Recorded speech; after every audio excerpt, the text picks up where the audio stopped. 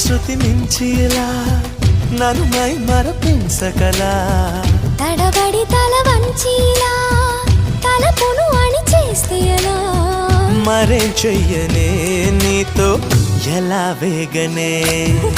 నన్ను దాటి వెళ్ళలేవు నిన్ను నువ్వు దాచలేవు ఏమి చెయ్యనయ్యో రామా ఉన్న మాట చెప్ప నీవు ఊరుకుంటే ఒప్పుకోవు ఇంకెలాగే సత్యభామా